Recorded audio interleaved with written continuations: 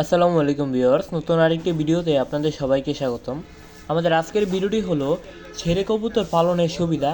ছেড়ে কবুতর পালন করলে আপনারা কী কী সুবিধা পাবেন সেই সম্পর্কে আমাদের আজকের ভিডিওটি শুরু করার আগে যারা আমাদের চ্যানেলে নতুন আছেন অবশ্যই চ্যানেলটিকে সাবস্ক্রাইব করে দিবেন, যাতে আমরা যখন পরবর্তী নিত্য নতুন ভিডিওগুলো আপলোড করব সবার আগে যাতে আপনাদের কাছে পৌঁছে যায়। তো চলুন কথা না বাড়িয়ে আমাদের আজকের ভিডিও শুরু করা যাক।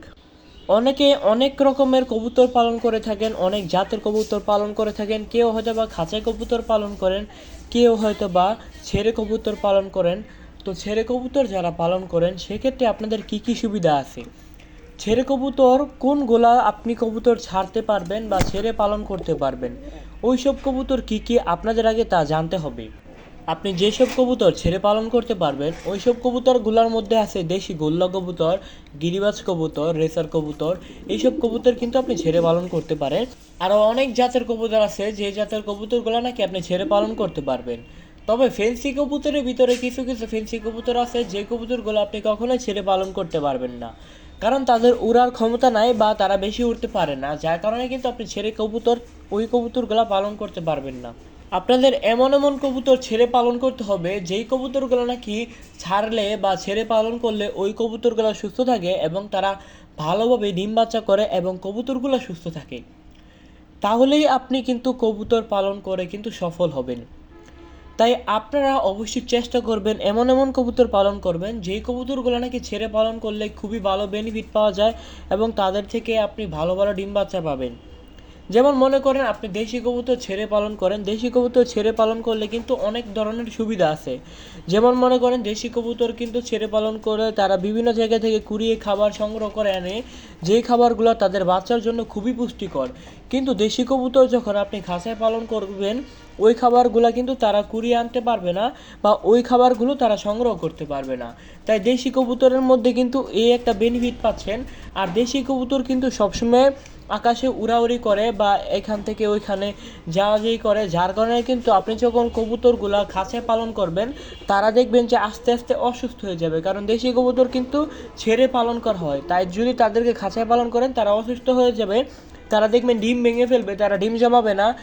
যারা গিরিবাজ কবুতর ছেড়ে পালন করেন ওই গিরিবাজ কবুতরগুলা কিন্তু আপনি বাচ্চা থেকে যদি পালন করেন তাহলে কিন্তু আপনার বাসা থেকে যাবে না এবং কবুতর কিন্তু খুব ভালোভাবে ডিম বাচ্চা করবে।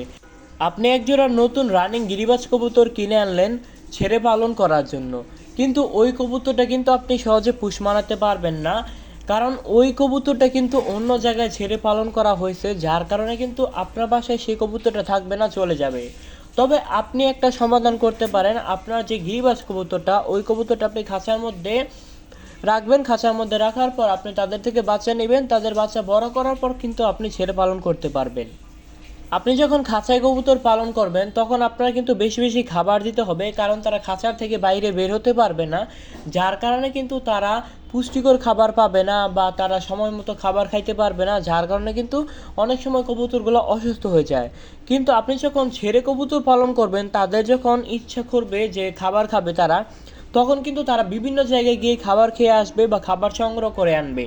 কিন্তু আপনি খাঁচায় পালনের ক্ষেত্রে কিন্তু এই বিষয়টা কিন্তু হচ্ছে না, কারণ তারা খাঁচা থেকে বের হতে পারবে না।